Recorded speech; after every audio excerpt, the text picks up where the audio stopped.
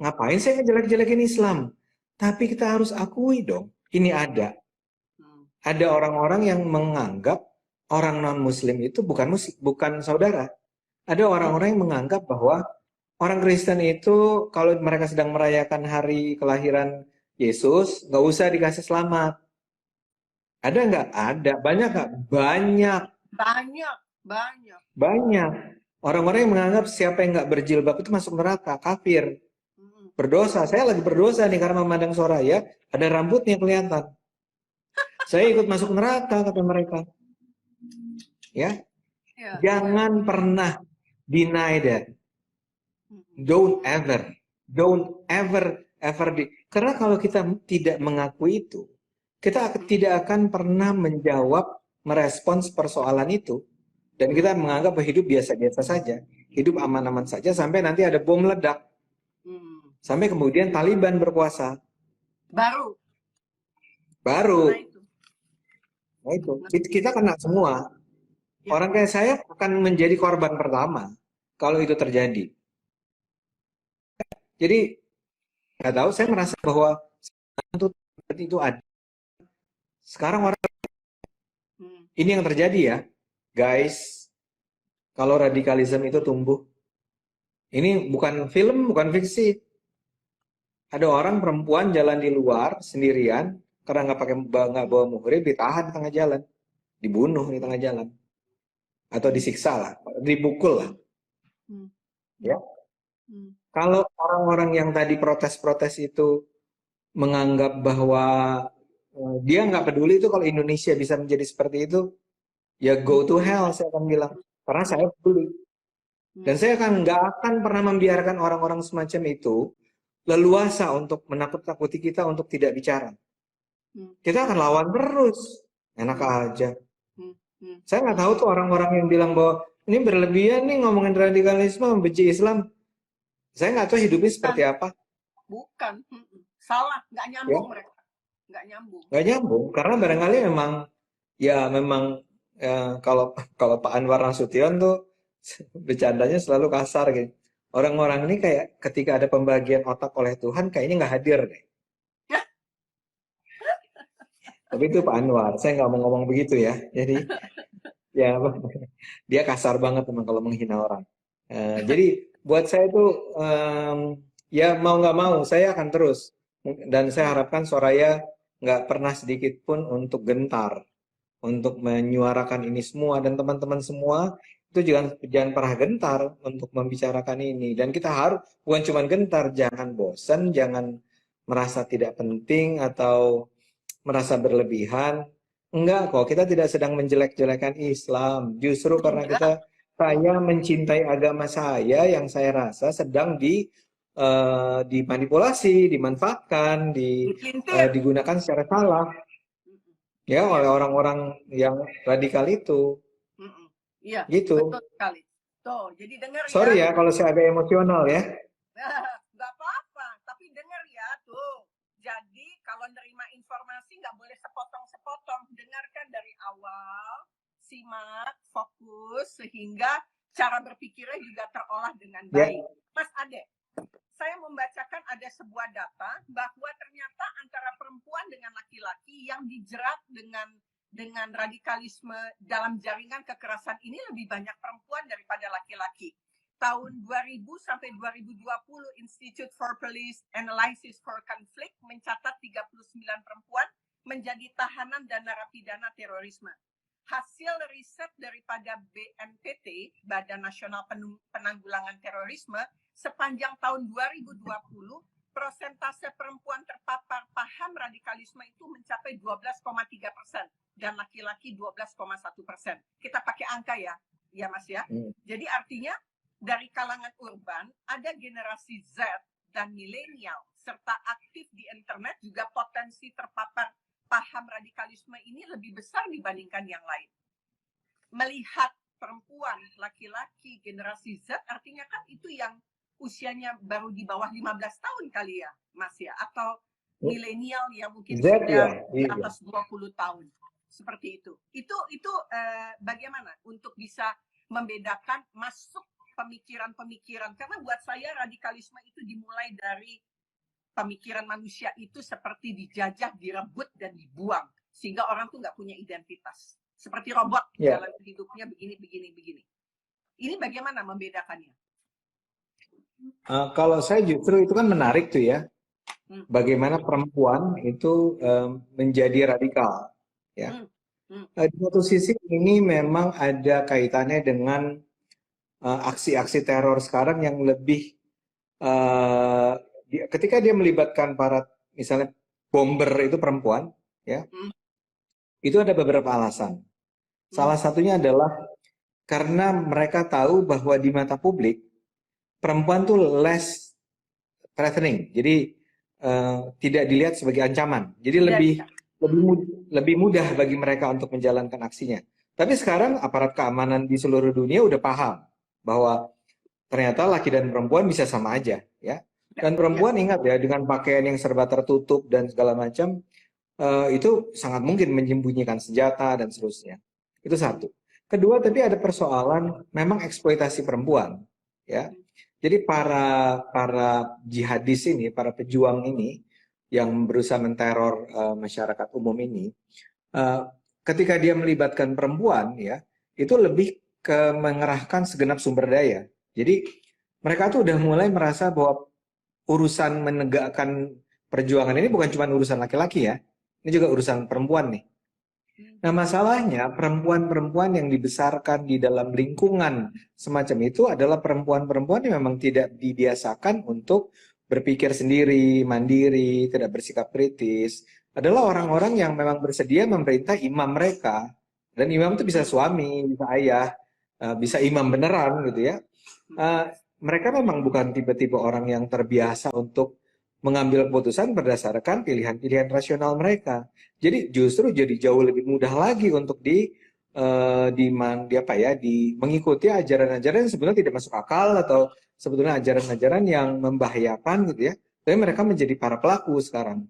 Jadi karena itulah kita lihat misalnya dalam gambaran-gambaran yang video-video tentang radikalisme yang teroris lah kira-kira, kita sudah melihat bagaimana perempuan belajar menembak, ya, bagaimana perempuan-perempuan belajar memanah, bahkan berkendara menaik kuda dan seterusnya. Jadi, tapi bukan dalam konteks kesetaraan gender nih ya. Ini betul konteksnya adalah exploiting ya women untuk juga terlibat ya sebagai pasukan terdepan, oke? Nah, jadi kita bisa melihat dan kemudian anak-anak dan remaja yang kurang lebih sama karakternya dengan si perempuan tadi adalah anak-anak yang sudah dibesarkan dalam tradisi tidak berpikir. Jadi tidak bersikap kritis, tidak memilih di antara options gitu ya, tapi lebih ke arah ya memang harus ngikutin aja apa yang diperintahkan, sami'na wa ata'na. Jadi saya dengar dan saya laksanakan ya. Saya wajib mengikuti apa yang dikatakan oleh imam saya. Jadi ini adalah sebetulnya to some extent adalah mereka ini adalah korban-korban eksploitasi dari orang-orang tua, dari orang-orang dewasa yang justru mendorong ke garis terdepan itu adalah orang-orang yang ya paling mudah dipengaruhi, paling mudah dibodohi lah ya, paling mudah diperdaya agar mereka itu terlibat dalam gerakan-gerakan radikalisme ini.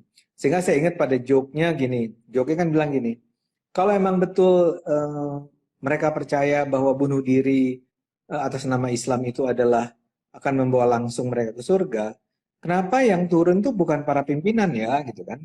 Jadi bukan harusnya kan yang atasnya dong gitu ya. Paling tidak ikut turun supaya ya kan kalian bilang kalian kasih contoh dong bahwa kalian tuh mati dan masuk surga. Tapi kan enggak. Biasanya kita dengar adalah justru kayak orang-orang yang betul-betul berada di lini terbawah, lini terdepan yang diperintah-perintah kan. Bukan tokoh-tokohnya, bukan orang-orang yang berada di pusat-pusat kekuatannya, ya.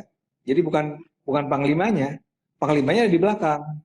Karena apa? Karena mereka tahu sebetulnya itu bohong semua kan. Jadi ya yang disuruh adalah yang masih nggak cinta sama nyawanya lah. Kalau si para pimpinan cinta sama nyawanya, sama kekayaan, sama harta, seterusnya. Betul. Mas Ade, jadi pertanyaan lagi. Sudah mau lanjutkan lagi silakan. Enggak. Saya ingin mengatakan bahwa ini memang ya mudah-mudahan orang terbuka bahwa ini sangat eksploitatif gerakan-gerakan semacam ini. Silakan. Ya. Mas Ade, kalau tadi istilahnya targetnya perempuan, harus lihat imamnya, harus lihat keluarganya, dan lain-lain. Tetapi kalau kita lihat gerakan radikalisme ini sudah merambah ke level yang paling tinggi di masyarakat, bahkan di pimpinan-pimpinan, bahkan di tempat pendidikan yang saya masih berharap ada bentuk yang lebih mencerahkan seseorang untuk berpikir lebih kritis. Saya berharap bahwa lembaga pendidikan, universitas, rektor, dosen gitu ya, itu lebih memancing seseorang untuk critical thinking. Kita Indonesia tidak terbiasa dengan metode critical thinking, mempertanyakan sesuatu yang kita tidak tahu, tapi tidak berhenti di situ, menggali lebih dalam, mencari tahu, membuktikan. Itu sebetulnya critical thinking yang perlu dibangun di dalam pemikiran manusia, nggak ada hubungan dengan akademik sebetulnya. Tetapi dengan melihat pergerakan radikalisme yang akhirnya terbuka dan berada dalam level seperti itu, saya jadi khawatir, Mas Ade. Bagaimana mahasiswa-mahasiswa baru, mereka bisa critical thinking, menggunakan cara berpikirnya, mengkritisi sesuatu tanpa hanya menerima seperti tadi yang Anda katakan. Itu pertanyaan terakhir, Mas Ade. Iya, makanya ya saya setuju sepenuhnya ya, sepenuhnya setuju. Karena memang urusannya kan di kepala nih.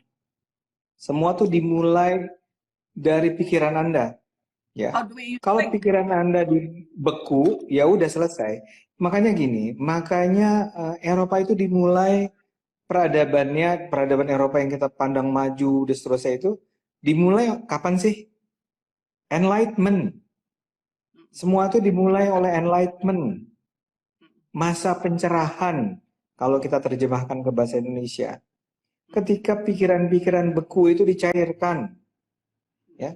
Dan itu memang memakan proses lama. Kalau kita belajar tentang peradaban Eropa, ini kita bicara tentang perjalanan berabad kan.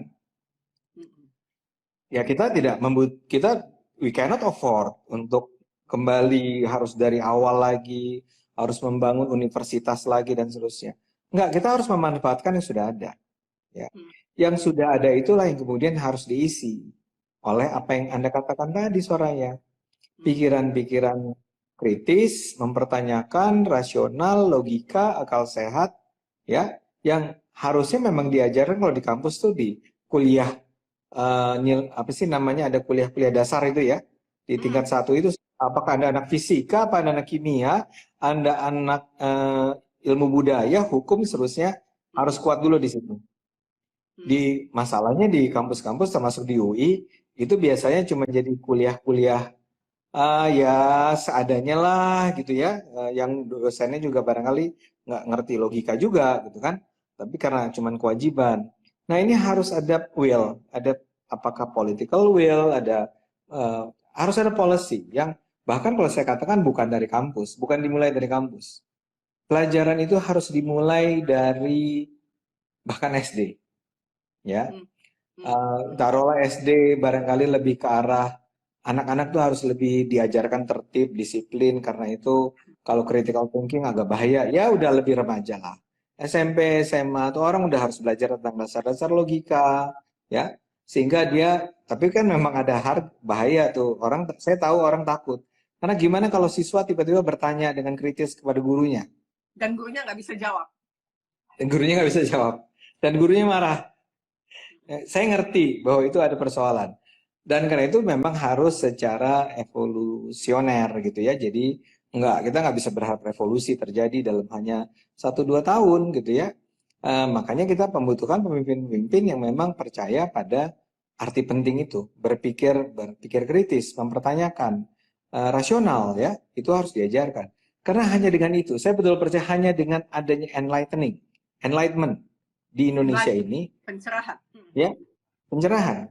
Bahkan dunia Islam. Sebenarnya dunia Islam itu, ya lagi-lagi saya tidak anti-Islam. Tapi let's see the fact. Mari kita bicara fakta. Dunia Islam itu dalam perbandingan kemajuan, achievement, industri, teknologi, segala macam, adanya di mana peringkatnya di bawah. Ya maaf, emang itu yang terjadi. Anda bisa bilang ya karena dijajah dan seterusnya. Oke, ada pasti faktor bahwa kita berada, dunia Islam itu berabad itu dijajah oleh Tapi dulu juga Eropa kan pernah dikuasai oleh Islam. Pernah ada masa itu. Kalah, terbelakang. Tapi ketika enlightenment berlangsung, terjadi enlightening, pencerahan dalam cara berpikir, dengan bukan segera ya, setelah berapa tahun semua berbalik. Jadi kuncinya tuh di situ. Memang persis seperti yang dikatakan oleh Soraya terakhir itu. Cuman memang ya kita paling gampang sekarang ya udahlah di kampus dulu deh, di universitas dulu. Itu pun juga menakutkan sih. Berhadapan dengan orang Kristus itu memang menakutkan, ya. Jadi ya tapi nggak ada pilihan kan. Kalau memang pertanyaannya tadi gimana menghadapi radikalisme, coba bayangin kalau orang-orang Taliban itu diajarkan tentang logika, dia akan meninggalkan ketalibanannya pasti. Karena it doesn't make sense ajaran mereka itu. Jadi yes, I do agree with you totally tentang berpikir ini. Iya, iya. Saya jadi ingat Mas Ade ngomong begitu bahwa dimulai dari usia yang paling muda. Ingat di budaya Jepang bahwa mereka setelah usia 10 tahun barulah masuk ilmu pengetahuan dengan segala macam proses berpikirnya. Tetapi di bawah 10 tahun, anak-anak Jepang sudah dibekali bagaimana cinta kepada tanah airnya, bagaimana membela negara, bagaimana menjadi seorang Jepang yang asli. Itu yang saya inginkan sebetulnya, kenapa saya itu juga termasuk yang gemes untuk kondisi-kondisi, kenapa sih kita nggak bisa untuk lebih mencintai apa yang ada di dalam Indonesia. Sehingga betul yang Mas Ede bilang bahwa kita tuh semua harus berawal dari cara berpikir, karena berpikir itu yang direbut oleh mereka sehingga kita menjadi robot dalam menjalankan hidup. Sementara kita tahu Mas Ade bahwa manusia itu senjatanya adalah di dalam pikirannya. Kita bisa membangun sebuah negara, kita membangun hubungan manusia kalau cara berpikirnya sehat. Tapi di balik itu juga pisau dua sisi juga gitu. Kalau kita tidak menggunakan itu bisa menghancurkan kita sebagai manusia. Mas Ade kayaknya yang harus maju ke depan, membawa pencerahan terhadap teman-teman karena tugasnya adalah dosen, mau tidak mau berhadapan dengan lingkaran itu, Mas Ade. Dan saya berharap Soraya, you are doing this. Soraya, you are doing this. Kamu ini semua teman-teman yang lagi nonton akan melakukannya. Karena ini gerakan peradaban itu gerakan budaya, itu gerakan masyarakat. Itu bukan, kalau kata Hillary Clinton, it takes a village. It takes seluruh negara. Ini adalah ya memang tidak gampang, mungkin melelahkan, mungkin karena kita tidak terbiasa jadi melelahkan kan. Tapi kalau saya tuh merasa bahwa kalau anak-anak saya itu membantah saya dan berargumen, saya justru senang. Karena artinya dia berpikir, anak-anak ini berpikir, dan belum tentu saya setuju. Iya, belum tentu saya setuju. Kenapa sih harus gini ya? Kenapa sih gini gitu ya? Kadang-kadang dengan gaya sok tahu kan, namanya juga anak-anak kan. Ya tapi saya ngerasa, well, it's their decision, it's their own right. It's untuk berpikir dengan cara yang berbeda. Nah di Indonesia tuh, ya tapi baiklah, Indonesia tuh udah mulailah bergerak ke arah sana dalam beberapa tahun terakhir. Nah mudah-mudahan terus berjalan. Acara semacam ini kan dulu nggak pernah. Instagram Live Soraya ini mungkin tidak banyak yang melakukannya. Jadi menggunakan kekuatan media sosial ya, dan menggunakan selebritasmu ya untuk membuat orang berpikir. Nggak banyak Soraya melakukannya. Anda tuh cuma satu di antara sedikit orang yang menyadari bahwa kekuatan media sosial itu bisa untuk banyak hal, tapi salah satu yang terpenting juga untuk mencerahkan. Nah, kita berharap aja akan lebih banyak Soraya yang lain yang berusaha untuk. Jadi, I'm not against TikTok yang lucu-lucuan gitu ya, yang nari-nari, dance. Bagus kok. Fine. Good. Instagram juga gitu. Fine, good. Kita appreciate.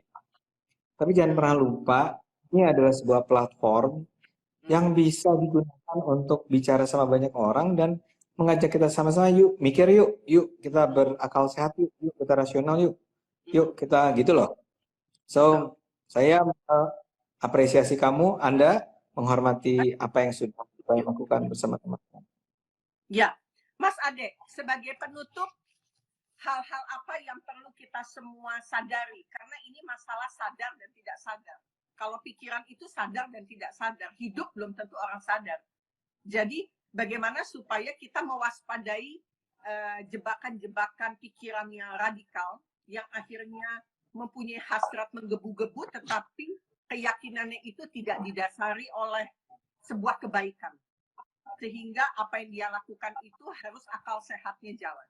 Akal sehat itu menurut Mas Ade yang seperti apa yang bisa terkoneksi dengan baik terhadap ucapan dan tindakan seseorang untuk mencegah adanya radikalisme itu yang muncul di lingkungan rumah, di lingkungan sekolah-sekolah, bahkan di lingkungan kampus, bahkan tekanan-tekanan yang datang dari pekerjaan mereka. Silakan Mas Ade. Ya, sedihnya itu kan gini ya, Soraya. Ketiadaan akal sehat ini antara lain terjadi karena adanya orang-orang yang diklaim atau yang dianggap sebagai pemuka agama yang mengatakan bahwa agama itu tidak bisa dipahami dengan akal. Jangan gunakan akal, ini soal keyakinan, ini soal perintah Tuhan. Padahal kita harusnya bilang, gak mungkin dong ada perintah Tuhan yang bertentangan dengan akal sehat. Gak mungkin dong ada, ya kan? Ya misalnya gini, memang perempuan tuh harus di rumah saja, itu perintah Tuhan. Gak mungkin Tuhan bilang begitu. It doesn't make sense. Nah, nanti ada yang bilang, gimana Anda menilai sesuatu itu akal sehat atau enggak? Ya gunakan akal sehat aja untuk menilai ini akal sehat atau bukan. Ini masuk akal atau enggak? Kita tuh dikasih Tuhan akal. Karena saya religius ya, Soraya. Saya percaya ada Tuhan. Tuhan itu menciptakan manusia lengkap. Termasuk di dalamnya adalah kemampuan berakal. Dan ini membedakan kita dari binatang. Iya, oh iya betul. Binatang itu nggak bisa berpikir dengan cara yang abstrak dan seterusnya. Dia mengikuti nalurinya kan. Kalau kita enggak, ya nggak bisa. Makhluk itu mengkonseptualisasikan hal tertentu tuh nggak bisa. Ya dia kayak stimulus respons. Pengalaman selama ini membuat kita harus menghindari kalau ada manusia datang kita lari. Kenapa? Ya enggak, karena pengalamannya begitu aja. Ya, kalau kita bisa berpikir gimana mengatasi ancaman dengan cara yang beragam, itu akal sumbernya. Tuhan memberikan akal pada kita. Betapa bodohnya kita kalau kita mengabaikan akal semacam itu. Nah, jadi saya kembali ke tadi. Salah satu yang paling awal adalah mengatakan pada siapapun yang mengatakan kita harus jangan gunakan akal dalam segala hal, misalnya. Itu tinggalkan. Itu yang pertama-tama udah salah tuh. Enggak, semua dimulai dengan akal. Ya, semua dimulai dengan pikiran. Sehingga kita bisa dengan segera mengidentifikasi itu. Kalau ada pemuka agama yang begitu cara mengajarnya, you should be really worried. Ya. Ini orang, kalau saya akan angkat tangan tuh. Jadi maksud Ustadz, saya harus mendengar saja apa yang Ustadz katakan tanpa saya bisa mengargue. Nah begitu dia bilang begitu, ya udah selesai, tinggalkan aja. Nah kita harus singkirkan nih orang-orang semacam ini. Ya, kasarnya singkirkan dalam arti kita harus bersikap lebih kritis terhadap orang-orang semacam itu. Nah kalau critical thinking yang disebut Soraya itu ada di mana-mana, bahkan dalam hal beragama, saya sih yakin. Kenapa saya yakin? Ya pengalaman sejarah peradaban. Gimana kita punya contoh yang sangat kuat kok tentang bagaimana Eropa dan satu lagi bagaimana dulu umat Islam pernah berjaya karena mereka menghargai pengetahuan, karena mereka menghargai akal sehat, karena mereka menghargai nalar critical thinking di masanya. Ketika itulah mereka maju. Ketika itu ditinggalkan, kita tuh umat Islam maksud saya. Umat Islam tertinggal dari Eropa yang mengalami enlightenment. Jadi dunia tuh sudah memberi contoh kok. It's so obvious. Anda gunakan akal, Anda akan maju. Anda abaikan akal, Anda akan tertinggal. Jadi jawabannya adalah sederhana. Use your imajinasi, critical thinking, dan seterusnya. Dan semua itu adanya di pikiran Anda. Ya, jadi kalau boleh saya ambil kesimpulan secara abstrak bahwa akal itu adalah pintu pertama manusia memiliki harga di dipandang oleh orang lain. Kalau misalnya akal sehatnya itu ditutup, artinya mereka telah mengambil harga diri Anda sebagai manusia. Bahkan hak hidup Anda diambil. Seperti apa yang dikatakan Mas Ade, manusia dikasih kemampuan untuk mengabstraksi, membuat konsep dalam hidupnya, berimajinasi yang berbeda dengan binatang yang melakukan sesuatu dengan nalurinya. Jadi kalau manusia diambil akal sehatnya, artinya nggak ada bedanya kita dengan binatang, bahkan primitif, yang hanya berdasarkan nalurinya saja untuk membunuh dengan hasrat menggebu-gebu, dan hilanglah nilai itu yang ada di dalam diri kita. Surga, silakan Anda yang pandang sendiri. Neraka, silakan Anda memandang sendiri itu seperti apa kalau akal sehatnya memang tidak dipergunakan. Begitu ya Mas Ade, semoga itu bisa berkenan membuat kesimpulan dalam pembicaraan kita. Mas Ade, setuju banget. Terima kasih untuk pencerahannya. Semoga kita semua terus berjuang untuk sesuatu yang membuat kita hidup lebih manusiawi dalam era sekarang yang semakin terbuka teknologinya. Sampai jumpa lagi Mas Ade. Salam Sampai jumpa. Terus. Terima kasih Faraya. Kalau saya telepon ya. Siap. Thank you semua, teman-teman semua. Bye-bye. Ya, bye-bye. Bye-bye.